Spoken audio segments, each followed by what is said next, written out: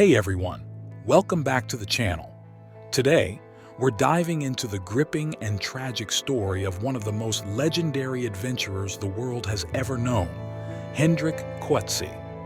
This fearless kayaker spent his life exploring the wildest and most remote rivers of Africa, facing dangers that would make most of us turn back. But it was during one of his boldest expeditions, deep in the heart of the Congo, that Hendrik came face to face with the ultimate predator, a massive Nile crocodile. In today's video, we'll uncover the incredible life of Hendrik Coetzee, his passion for adventure, and the fateful day that led to his untimely end. Stick around, because this is a story you won't want to miss. Hendrik Coetzee was not an ordinary adventurer. Born in South Africa, he grew up with a passion for the outdoors and an insatiable curiosity that would define his life. Coetzee was drawn to the wild, untamed places of the world where few dared to venture. As a young man, he sought out the challenges that rivers presented, starting with those near his home and gradually progressing to the vast, mysterious waterways of Africa.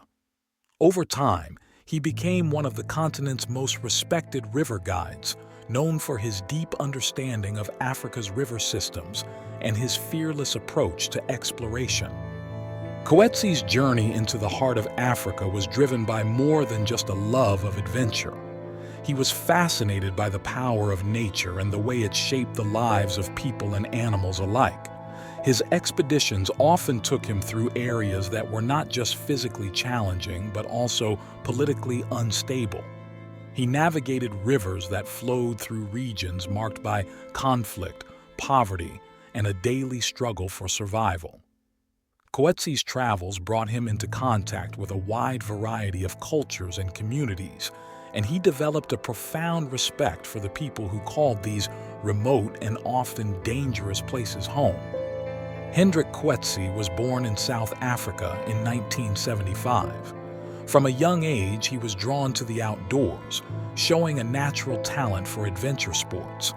He was an athletic child interested in various sports, but it was his encounters with nature that truly captivated him. As a teenager, he began to experiment with kayaking, first in the rivers around his hometown and then further afield.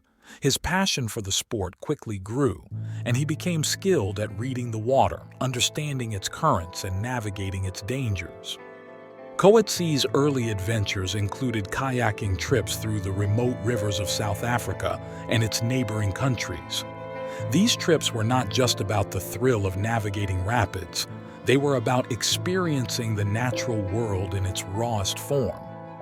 Coetzee loved the sense of isolation that came with being on a river, far from civilization. He relished the challenge of surviving in the wilderness, relying on his skills, knowledge, and instincts.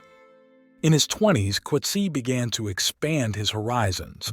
He was drawn to the idea of exploring Africa's great rivers, many of which had never been fully navigated by kayakers.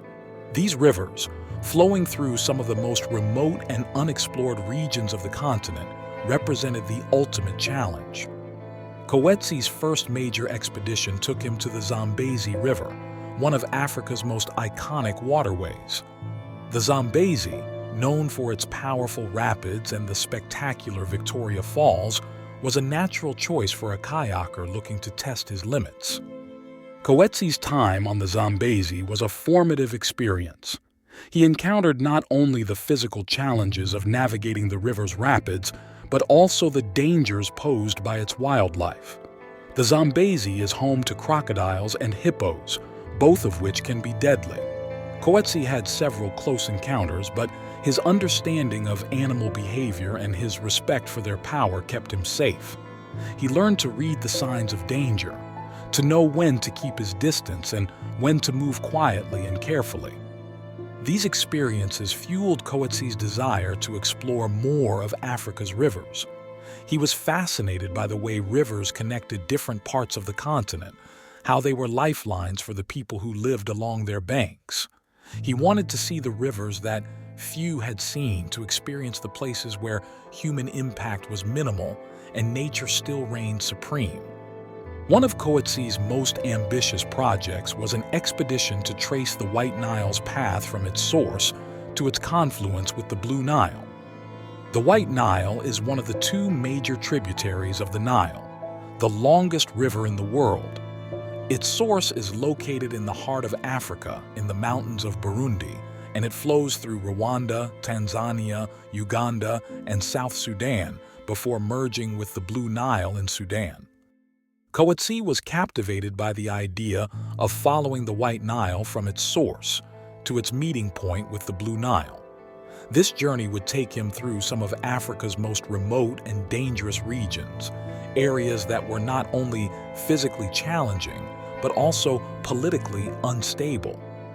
The expedition would require careful planning, knowledge of the terrain, and the ability to navigate not just the river, but also the complex social and political landscapes of the countries it passed through. In 2004, Coetzee set out on this epic journey. The expedition was a test of endurance, skill, and determination. Coetzee and his team faced numerous challenges, from navigating treacherous rapids to dealing with the threat of crocodiles and hippos.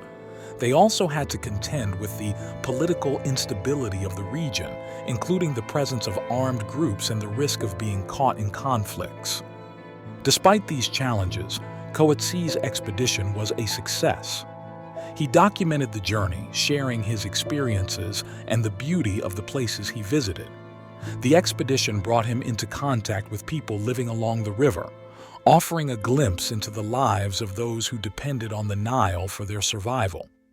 Coetzee's journey along the White Nile solidified his reputation as one of Africa's most skilled and daring river explorers. Following his adventures, Coetzee documented his life and philosophy in a book titled Living the Best Day Ever. In it, he shared his love for the outdoors, his experiences on Africa's rivers, and his belief in living life to the fullest. Coetzee's approach to life was one of embracing challenges, taking risks, and finding joy in the simple act of being in nature. His book was not just a memoir of his adventures, it was a reflection on the human spirit's resilience and the power of living with purpose and passion. Coetzee's philosophy resonated with many who read his book. His story was one of overcoming adversity, finding meaning in the wild, and pushing the limits of what was possible.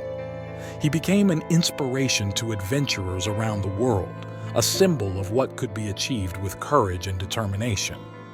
In 2010, Coetzee embarked on what would be his final expedition. He joined two American kayakers, Ben Stooksbury and Chris Corbulic, on a journey through the Lukuga River in the Democratic Republic of Congo, DRC. The expedition was part of a larger initiative called the Great White Nile, which aimed to document the sources and tributaries of the Nile River. The Lukuga River, which flows out of Lake Tanganyika, was one of the lesser-known tributaries feeding into the Nile. The decision to explore the Lukuga River was motivated by Coetzee's desire to continue pushing the boundaries of river exploration. The Congo is known for its dense rainforests, powerful rivers, and dangerous wildlife. The region is also marked by political instability and conflict, making it one of the most challenging environments for an expedition. Despite the risks, Coetzee was excited about the journey. The Lukuga River, with its dense jungle surroundings and the presence of crocodiles and hippos, presented a new challenge. Coetzee, Stooksbury, and Corbulic were well aware of the dangers, but they were experienced kayakers, confident in their abilities to navigate the river and handle whatever came their way. On December 7, 2010, Coetzee and his team were paddling through a calm section of the Lukuga River. The weather was typical for the region, hot and humid, with the thick jungle pressing in on either side of the river. The expedition had been progressing well, and the team was in high spirits. They had navigated several challenging rapids and had seen evidence of the region's abundant wildlife. As they paddled along, the tranquility of the river was suddenly shattered. Without warning, A large Nile crocodile lunged from the water, targeting Coetzee's kayak. In an instant, the crocodile had grabbed Coetzee, pulling him from his kayak and into the water. The attack was so sudden and so powerful that Coetzee had no chance to react. One moment he was paddling along the river and the next he was gone. Ben Stooksbury and Chris Corblick, who were paddling just behind Coetzee, witnessed the attack in horror. The water erupted in a violent splash as the crocodile dragged Coetzee under. Stooksbury and Corblick could only watch, frozen in shock, as the river returned to its previous calm. They knew there was nothing they could do to save their friend. The crocodile had struck with lethal efficiency and Coetzee was gone. The attack lasted only a few seconds, but it left Stooksbury and Corblick reeling. The realization of what had happened, of the finality of the attack, hit them hard. They quickly paddled to the riverbank, adrenaline surging and their hearts racing. The jungle around them, which had seemed so alive with the sounds of wildlife moments before, now felt eerily silent. They knew they had to get out of the water and away from the site of the attack. The presence of such a large and aggressive crocodile meant they were still in danger. In the aftermath of the attack, Stooksbury and Corblick managed to reach safety and contacted authorities. The news of Coetzee's death spread quickly, reaching the international community and shocking those who knew him.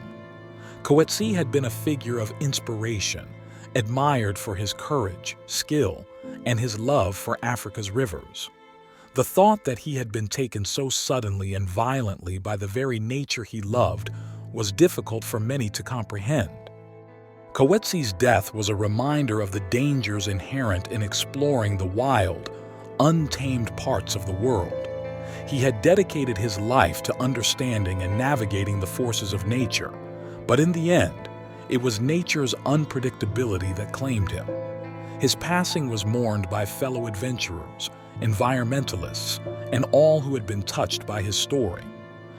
In the years following his death, Hendrik Coetzee's legacy has lived on. He is remembered not just as a victim of a tragic accident, but as a pioneer who lived his life with passion and a sense of purpose. His story continues to inspire those who seek to explore the world's wild places, reminding them of the beauty, power, and danger that exist in the natural world. Coetzee's life was a testament to the human spirit's desire to explore, to understand, and to live life fully. Even in death, he remains a symbol of the adventure and the thrill of living on the edge. That's it for today's video, folks. Hendrik Coetzee's story is a powerful reminder of the beauty and danger that come with exploring the unknown. He lived his life on his own terms, pushing the boundaries of adventure and leaving behind a legacy of courage and inspiration. If you enjoyed this video and want to hear more incredible stories of adventurers and their encounters with the wild, make sure to give this video a thumbs up, subscribe to the channel, and hit that notification bell so you never miss an upload. Let me know in the comments what you think about Hendrik's story, or if you have any other topics you'd like me to cover. Until next time, stay curious, stay safe, and keep exploring.